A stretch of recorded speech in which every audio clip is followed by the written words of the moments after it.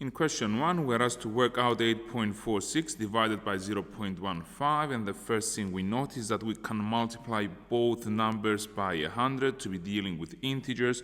So we're looking at 846 divided by 15, and then I will do long division here. So 846 divided by 15, so 15 goes into 84 5 times, and 5 times 15 is 75. I'm deducting. 84 minus 75 is 9. I get the 6 down. 15 into 96 goes 6 times. 6 times 15 is 90, and if I deduct again, I get 6. I put a 0 and I go into the decimals, so 15 into 60 goes 4 times, and I get exactly 60 and the remainder of 0, and therefore the answer is 56.4. In question 2, we're asked to work out 7 and 3 over 8 minus 2 and a half, giving our answer as a mixed number. So let's start with what we're given. We've got 7 and 3 over 8 minus 2 and 1 over 2. I will express both as fractions with a denominator of 8. So we're looking at 7 and 3 over 8 minus 2 and 4 over 8. Well, I would write 7 and 3 over 8 as 6. So I deduct 1 unit, which becomes 8 over 8. So 8 over 8 plus 3 over 8 is 11 over 8. So this is 6 and 11 over 8 minus 2 and 4 over 8. And then I'm doing integers minus integers and fractions minus fractions. So 6 minus 2 is 4. 11 over 8 minus 4 over 8 is 7 over 8. And therefore the final answer here is 4 and 7 over 8. In question 3, we've got a cube with a total surface area of 150 square centimeters, and we're asked to work out the volume of the cube. Well, I will start by drawing a cube with a side length of x. We know that it consists of 6 faces. Each face is a square, as highlighted here, having an area of x squared, and therefore the surface area is simply 6x squared. We've got 6 identical faces. We have been told that this is equal to 150, so x squared is equal to 150 over 6. Well, we know that we can divide both by 3, giving me a 50 here and a 2 here, and I can further divide by 2, giving me 25 over 1.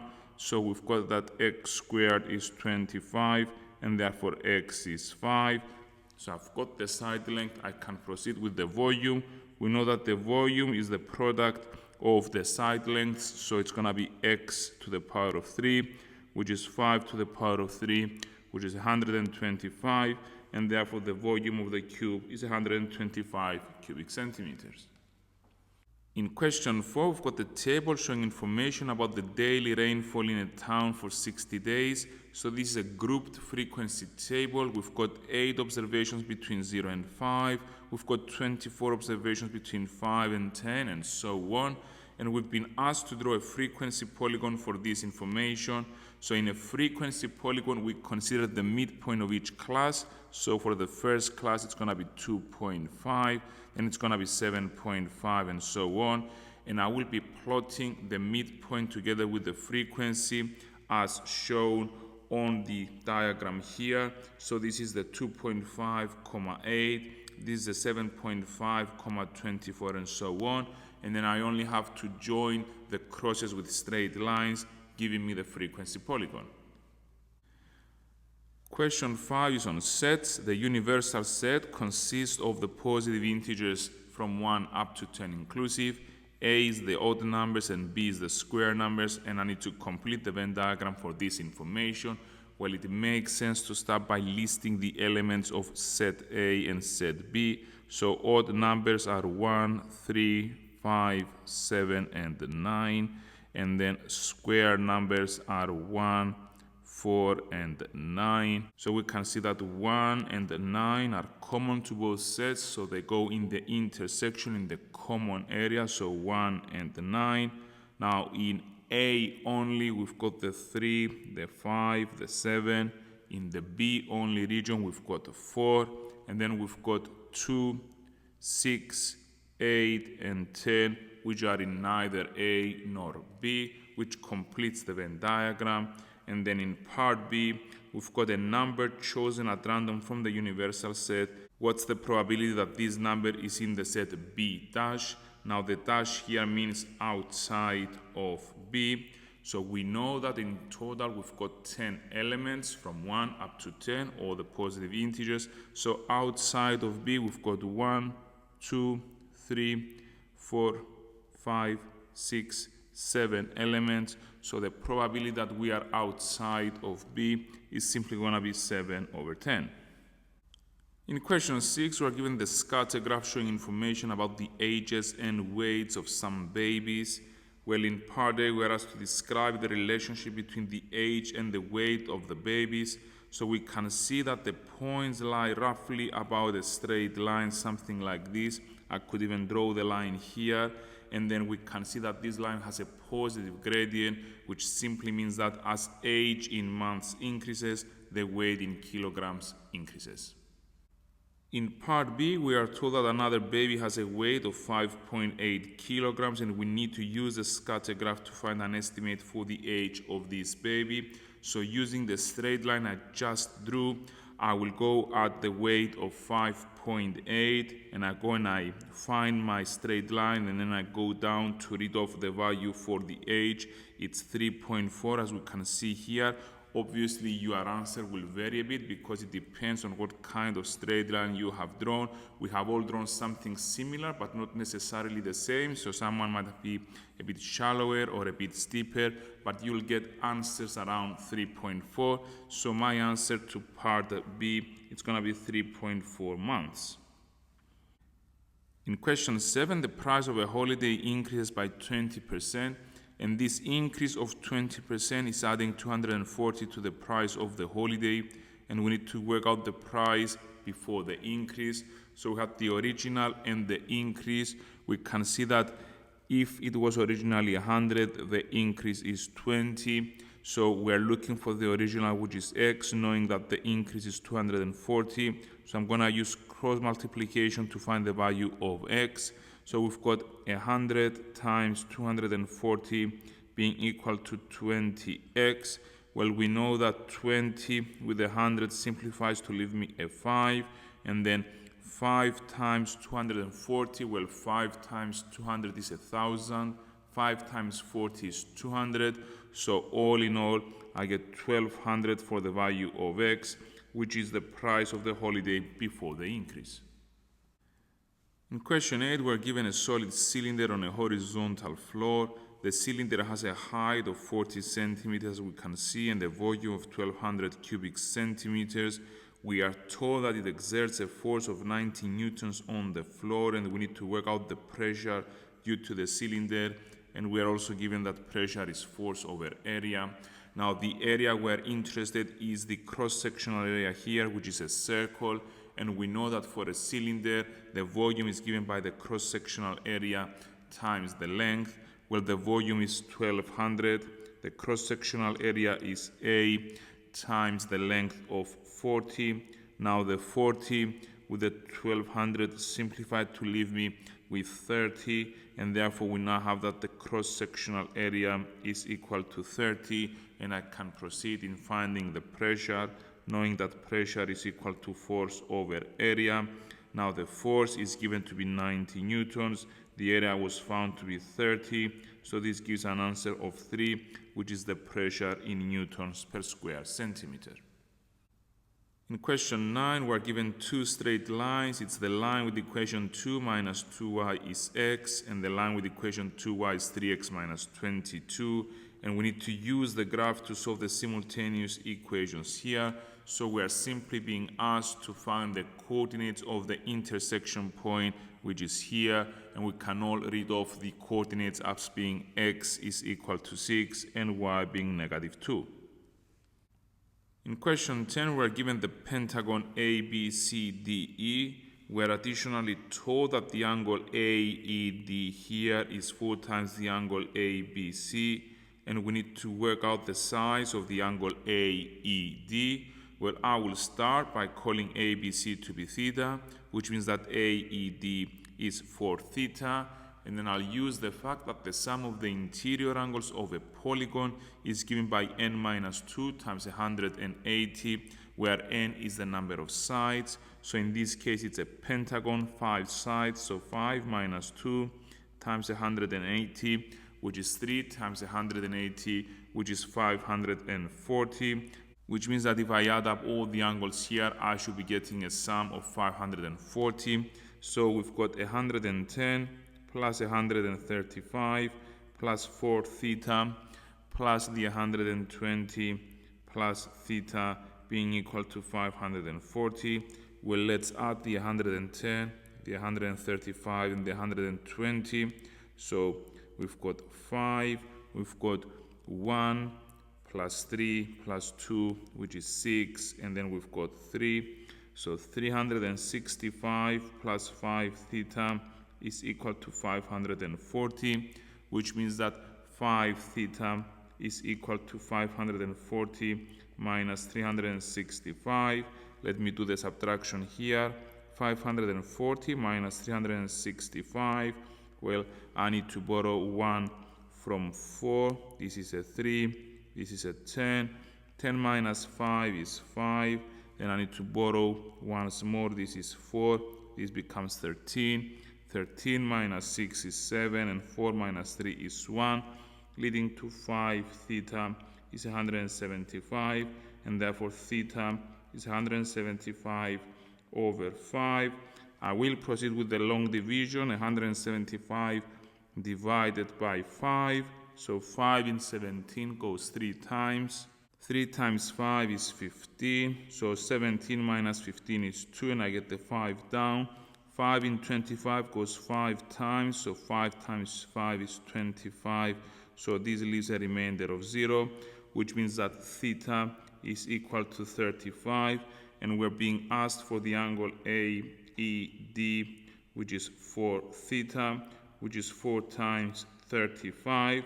Now 4 times 30 is 120. 4 times 5 is 20. So 120 plus 20 is 140 degrees, which is my final answer for the size of the angle AED. In question 11, we're asked to simplify this expression, arriving in a form of ax to the b, y to the c, where a, b, c are integers.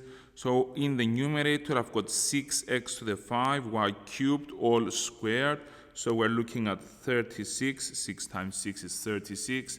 Now x to the 5 raised to the power of 2. When I raise a power to a power, I multiply the indices together. So this gives me x to the 10, and I've got y to the 6 over the denominator. I'll be doing numbers with numbers and letters with letters. So 3 times 4 is 12. X squared times x, it's going to be x cubed, and y to the 7 times y to the negative 3. I've got 7 plus negative 3. I'm adding the indices, which gives me 4. So I've got y to the power of 4. And then I start simplifying. The 36 with the 12 leaves me a 3 in the numerator. X to the 10 and x to the 3 will leave me with x to the 7 in the numerator. And then y to the 6 with y to the 4 will leave me y squared in the numerator. So all in all, we get 3x to the 7 y squared, which is our final answer for question 11. In question 12, Martha plays a game twice. The probability tree diagram shows the probability that Martha will win or lose each game. And we need to find the probability that Martha will lose at least one game. So going through the tree diagram, we've got all the possibilities. We are looking for losing at least one game. So the win-lose scenario is one scenario that we want. The lose-win scenario as well, and the lose-lose scenario also. So if you think about it, it's everything but the win-win scenario. So it's easier to calculate this and do 1 minus the probability of win-win. So we know that we multiply the probabilities of the branches, which means we're looking for 1 minus 5 over 8 times 2 over 9. Well, the 8 with the 2 will simplify, leaving me with the 1 and the 4. So we're looking at 1 minus 5 over 36, which is equal to 31 over 36, which is the probability of Martha losing at least one game. In 13, we are told that y is directly proportional to x. Additionally, when x is 1.5, y is 24, and we need to work out the value of y when x is 5. So one way of approaching this is by saying y is proportional to x. I will introduce a constant of proportionality k, so y is kx. We know that when x is 1.5, y is 24, so I will use this to find the value of k, leading to 24 is equal to 1.5k. Now I will multiply both sides by 10 to get 240 is equal to 15k. Now 15 divided by 3 is 5, 240 divided by 3 is 8, and then we know that 5 goes into 80 16 times. This means that k is equal to 16, and therefore the relationship between x and y is that y is equal to 16x, which means that when x is 5, y is 16 times 5, which gives an answer of 80. That's the value of y. Alternatively, we know that if y is directly proportional to x, it means that the ratio of the two is always the same. So we can say that if 1.5 corresponds to 24, then 5 corresponds to y, and I will do cross multiplication here. So we're looking at 1.5y being equal to 5 times 24. So 1.5y is 120. If I do 120 divided by 1.5, I get the value for y to be 80, which of course agrees with the answer we just obtained here.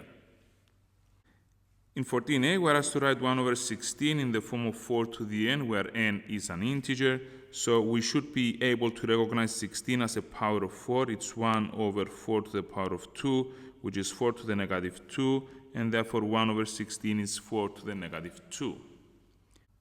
Now in part B, we need to work out the value of 8 to the 5 over 3 minus 9 to the 3 over 2. So we're dealing with fractional indices here. We need to show all the working. So 8 to the 5 over 3 means the third root of 8 raised to the power of 5 minus 9 to the 3 over 2, which is the square root of 9 raised to the power of 3.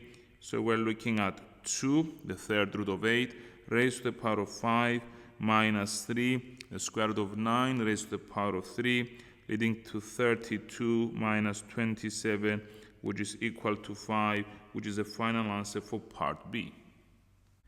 In question 15, we're dealing with two straight lines. It's line L1 with equation y is 2x minus 5, and line L2 with equation 6y plus kx minus 12 is 0. We are told that the two lines are perpendicular and we need to find the value of k. Well, we know that if two lines are perpendicular, then the product of their gradients is -1. It's easy to see the gradient of L1. It's in the form y is mx plus c. So the gradient of L1 is simply 2.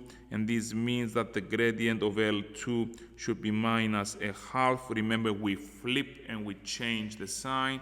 So let's look at L2. The equation is 6y plus kx minus 12 is 0. So I'm going to put it in the standard form of y is mx plus c. So we've got 6y is minus kx plus 12. I will divide throughout by 6, arriving at y is minus k over 6x plus 2.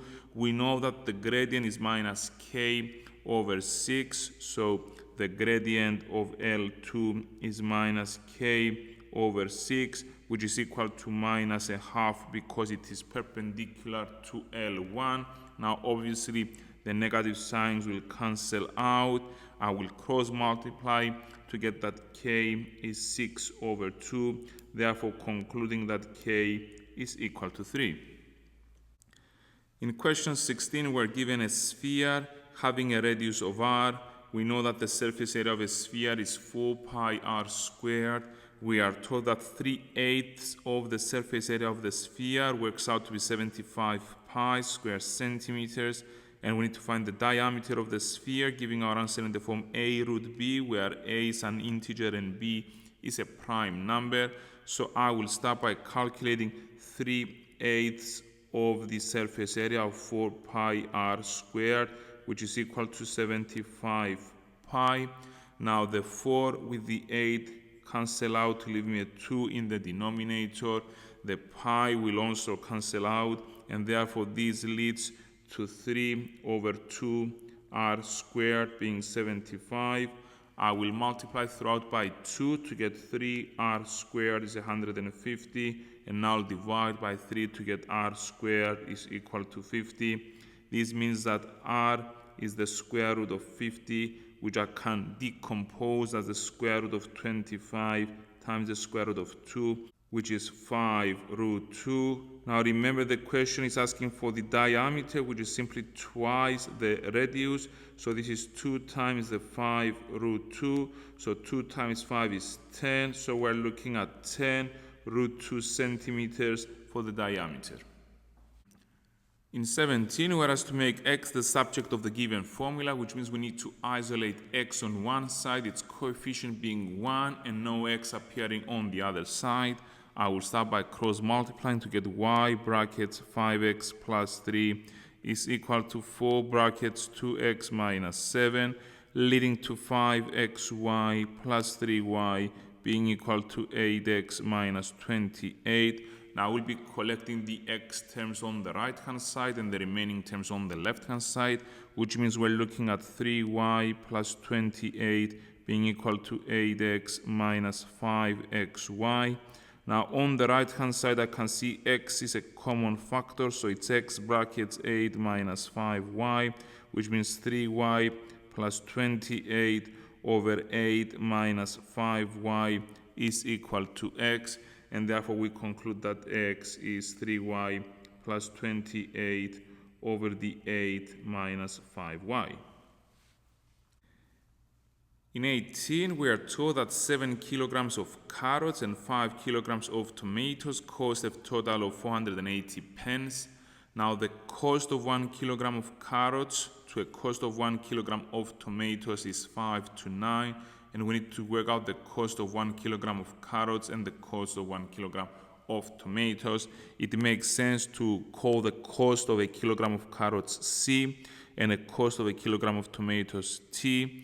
So first of all, we are told that C to T is 5 to 9, which can be written as C over T is equal to 5 over 9. And therefore, if I cross multiply, I get 9C is 5T.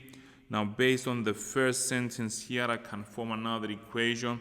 7 kilograms of carrots, so 7C, plus 5 kilograms of tomatoes, that's 5T, is 480.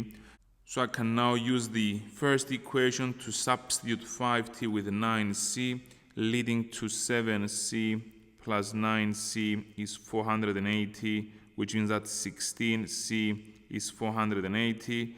Well, we know that 16 goes into 48 3 times, which means that C, the cost of a kilogram of carrots, is 30 pence. And then I'm going to go back to find the value of T. So 9C is 5T. So 270 is equal to 5T. I'm now going to do long division. So 270 divided by 5. Now 5 into 27 goes 5 times. So 5 times 5 is 25, leaving me with the remainder of 2. I get the 0 down, so 5 in 20 goes 4 times, leaving me with the remainder of 0, which means that 54 pence is the cost of a kilogram of tomatoes. So my final answer is that carrots cost 30 pence per kilo and tomatoes 54 pence per kilo. In 19, we've got a menu in a restaurant having starters, main courses, and desserts. We've got 5 starters, we've got 12 main courses, and X desserts. And we are told that there are 420 different ways of choosing a starter a main course and a dessert, and we need to work out the value of x. Well, we know that to find the total number of different ways of choosing this, we need to do 5, the number of options for starters, times 12 times x. So 5 times 12 times x is equal to 420. 5 times 12 is 60, so 60x is 420. Now obviously the 0 with the 0 will cancel out, and x is going to be 42 over 6. X turns out to be 7, and therefore we've got 7 desserts. In question 20, we've got the functions f and g defined for x greater than or equal to 0, and in part A we need to find g inverse of x. Well, I will start by writing this as y is the root of x plus 2 over 5. I will then interchange x and y, so we've got x is the root of y plus 2 over 5, and then I'm trying to make y the subject. I will start by cross multiplying, so we've got 5x is equal to root y plus 2, which means that 5x minus 2 is root y, and therefore to remove the square root I will square the left hand side, leading to y being equal to 5x minus 2 all squared, which is g inverse.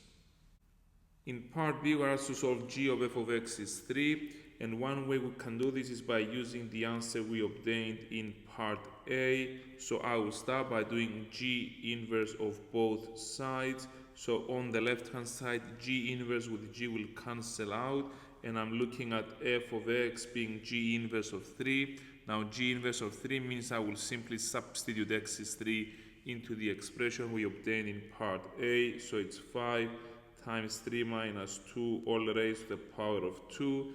Now f of x is 3x plus 4, and 5 times 3 is 15, minus 2 is 13. So we're looking at 13 squared, which is 169. Therefore 3x is 165, and if I divide by 3, I get x is 55. Alternatively, I could have tried finding an expression for g of f of x. So we're looking at g of 3x plus 4 being equal to 3. Now the function g takes the input, takes its square root, adds 2 and divides by 5. So if I input 3x plus 4, I'm looking at the square root of 3x plus 4 plus 2 over 5 being equal to 3. I will cross multiply to get the square root of 3x plus 4 plus 2 is 15, leading to the square root of 3x plus 4 being equal to 13. I remove the square root by squaring the other side, so 3x plus 4 is 13 squared, which is 169.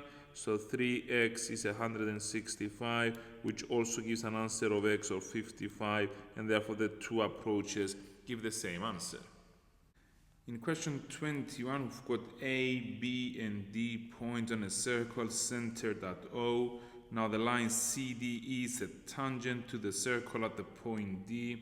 We need to work out the size of the angle ADC. It's the angle I'm showing here in red. And we need to write down any circle theorems that we use. Well, we will start with 64 being at the center, which means that the angle here, the angle BAD here, is 32 degrees. The reason is that angle at the center is twice the angle at the circumference, and then I will proceed in finding the angle AF. F is the point here. I'm calling this point here F. So there's a triangle here AFB. So this means that AFB is going to be 180 minus the 32 plus the 51. So we're looking at 180 minus 83, which gives an answer of 97 degrees. The reason here is that angles in a triangle add up to 180 degrees, and since this angle here is 97 degrees, it means that the angle OFD is also 97 degrees, and the reason is that vertically opposite angles are equal. So I can now proceed into finding the third angle within triangle OFD, the angle ODF here. So ODF is equal to 180 minus the 97 plus the 64. Now 97 plus 64 is 161, so it's 180 minus 161, which gives an answer of 90 degrees, with the reason being again angles in a triangle add up to 180 degrees. In addition, we know that this angle here is a 90-degree angle. The reason is that it's the angle between a tangent and a radius. So we know that the angle ODF here is 19 degrees. I will state that ODC is 90 degrees. We said angle between a tangent and a radius at the point of contact is 90 degrees.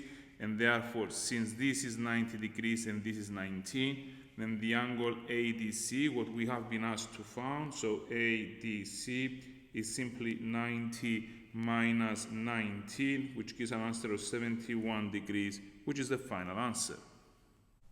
In question 22, we're given the cuboid here. We are told that AF is 6.8, there it is. We are told that FC is 13.6, so there it is.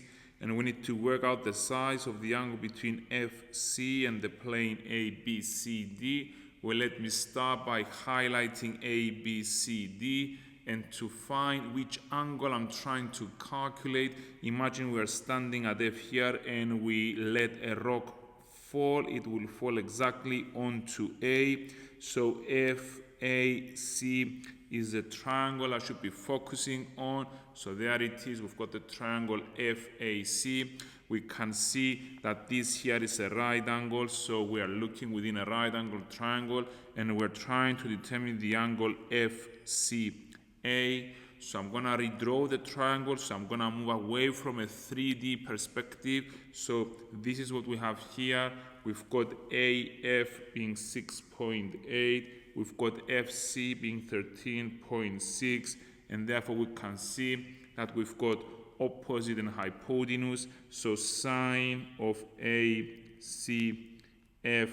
is equal to 6.8 over 13.6. Well, notice that 6.8 is exactly a half of 13.6. So this simplifies to 1 over 2. And we know that the sine of 30 degrees is exactly a half. And therefore ACF is equal to 30 degrees.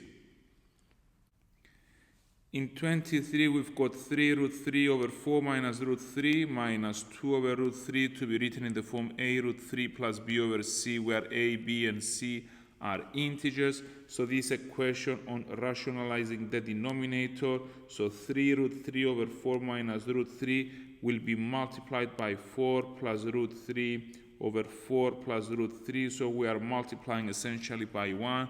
It's always whatever the denominator is with the sign change. So this was a negative, so this is a positive here.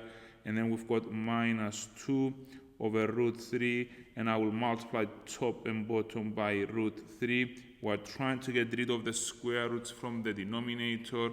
So let's start by expanding. 3 root 3 times 4 plus root 3. So 3 times 4 is 12. So we've got 12 root 3 plus 3 times the root 3 times the root 3 is simply 3. So 3 times 3.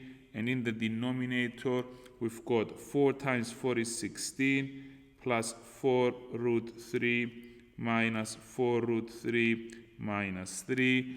And then for this second fraction here, we've got 2 root 3 over root 3 times root 3, which is 3. Now it's time to simplify things. We can see that the 4 root 3 with the minus 4 root 3 will go away.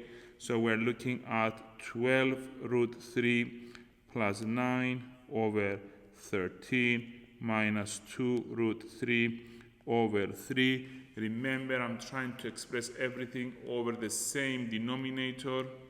So I'll be multiplying the first fraction by 3. So 3 times 12 root 3 plus 9, and the second fraction by 13. So 13 times 2 root 3 and everything over 39. It's time to expand once more, getting 36 root 3 plus 27 minus 26 root 3, and all of it divided by 39, which leads to 10 root 3 plus 27 over 39, which is the final answer. In 24, we need to find the set of possible values of x for which 4x squared minus 25 is less than 0 and 12 minus 5x minus 3x squared is greater than 0, showing all the working. So we have been given two quadratic inequalities. Let's start with the first one. 4x squared minus 25 is less than 0. I can factorize this. It's the difference of two squares. So we're looking at 2x minus 5 times 2x plus 5 being less than 0.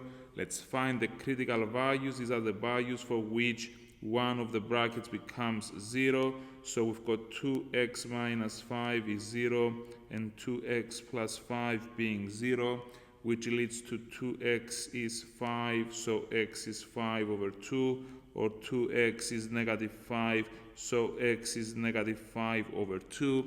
Now remember, we are solving quadratic inequalities graphically, so I draw my parabola here. We've got the critical values minus 5 over 2 and 5 over 2. We can see we go plus, minus, plus. We want 4x squared minus 25 to be less than 0, so I want the negative part here. So the first quadratic inequality has solutions between minus 5 over 2 and 5 over 2. And then looking at the second quadratic inequality, we were dealing with 12 minus 5x minus 3x squared being greater than 0. I will start by moving everything on the right hand side so that the coefficient of x squared is positive, and therefore I'm looking at the smiley parabola. So we're looking at 0 being greater than 3x squared plus 5x minus 12. This factorizes into 3x minus 4 times x plus 3. So once more we will find the critical values here. So we've got 3x minus 4 is 0 and x plus 3 is 0. So we're looking at 3x is 4, which means that x is 4 over 3, and we also have x is negative 3. I will follow exactly the same approach. I will draw my parabola here. The cuts are at negative 3 and 4 over 3, the critical values. Once again, we go plus, minus, plus. We want 3x squared plus 5x minus 12 to be less than 0, so I want the negative part again. So we are between negative 3 and 4 over 3. And it's now time to put everything together because I want both quadratic inequalities to be satisfied. So to do that, I'm drawing my number line for x. The second quadratic inequality had solutions between negative 3 and 4 over 3. There it is. The first quadratic inequality was between minus 5 over 2 and 5 over 2. I want both of them to be satisfied. I need to choose the common region, which is the region between minus 5 over 2 and 4 over 3. And therefore we conclude that the range of values of x satisfying both inequalities is negative 5 over 2 less than x less than 4 over 3.